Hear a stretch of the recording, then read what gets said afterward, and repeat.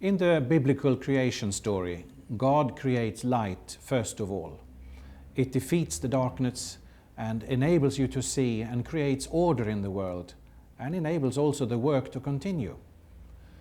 Many have wondered what kind of light this was in the beginning, since later on in the story we read that the sun and the moon were created. We don't know the answer, but there is a good chance that this light was associated with God's person, with Himself, the splendor of His majesty. We read in the Bible that God is light. In Him there is no darkness at all. And then in the final book in the Bible, in the book of Revelation, we read the following. We see how the new earth is being described as it comes down and restores things to how they should have been at the beginning. The city does not need the sun or the moon to shine on it, for the glory of God gives it light. So God is light and He creates light. Light is associated with the splendor of His majesty and His shining glory.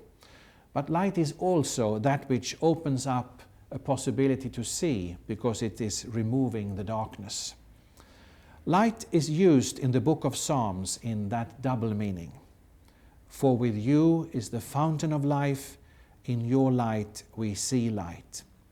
This is a confession on God, who is someone who brings both life and light. In God's personal splendor and glory, there is light, and we human beings can find guidance to understand and see how we may live and spend our life at its very best. The same message is conveyed when Jesus says, "I am the light of the world. Whoever follows me will never walk in darkness, but will have the light of life." Light in the form of fire or lightning, or a candle, or even an oil lamp is contagious. We know that it can be passed on. And so, in the same way, the light of God can be given to us. We can become God's light in the world. And when we take that on, we are able to pass it on to others. And by this process, the glory of God and the salvation in Jesus is giving life and lets us see how we can live life in the best possible way. So God says in the Bible that His people, Israel, is to be a light to others. "I will also make you a light for the Gentiles, that you may bring my salvation to the ends of the earth." Jesus says that His followers are to be light to others. You are the light of the world. God is looking today for people willing to be lights in this world, to share Him and His gifts, His salvation, hope and meaning in a world of darkness. The situation today is very much like the one described in the book of Isaiah. We look for light, but all is darkness, for brightness, but we walk in deep shadows. In the depression and despair, or perhaps merely great confusion and uncertainty that many live with today, it is important that we don't give up hope. Our children and young people need hope to carry on the values that we support and also the things that we are working for. Let's light candles instead of cursing the darkness. This is what the world needs now. The question is, how can we do that? You know the famous song by Elton John where he first described Marilyn Monroe and then Princess Diana as a candle in the wind. But how can we be candles that shine to others in good and bad times, ongoing, regardless of tragedy and death? Isaiah gives the clue in his text. The people walking in deep shadows think that they are doing okay by fasting, as we read the context. And that is doing nothing and just cursing the darkness.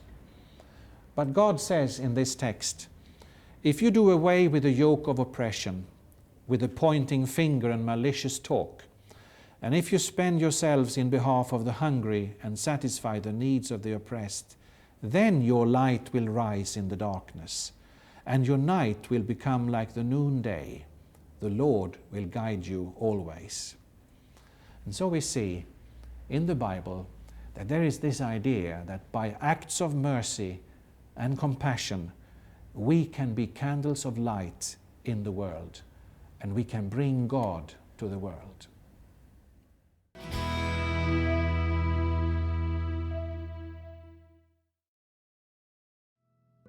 Love each other in the same way I have loved you. Honey? What? Don't you see I'm working here? Okay, sure. Be kind. Show patience. When is supper going to be ready? How long It's am I... ready, honey. That's what I came why in don't to you tell say? you. I'm starving here. Be considerate. Understanding. Soft-spoken. Slow to anger. What is that noise? Here. Thank you. And shut the door behind you. Do you mind if I ask you how it's going? Well, it's pretty good actually. It's about love, and I think it's exactly what our congregation needs to hear.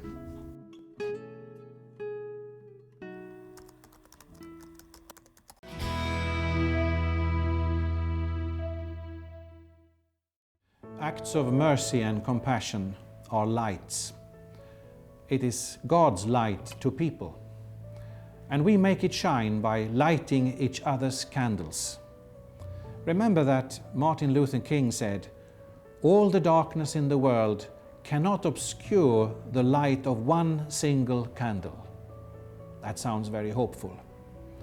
You see, you and I are more important than we think.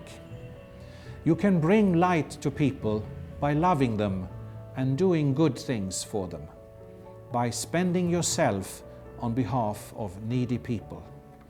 Think of one person that is in need right now, one of your friends or your neighbors, and decide right now to consider something that they need, whatever it is. Try to give it to them, encourage them, show them that you think of them, that you are close to them. And then you will find that you like this, because it will give you a lot of pleasure and good feedback.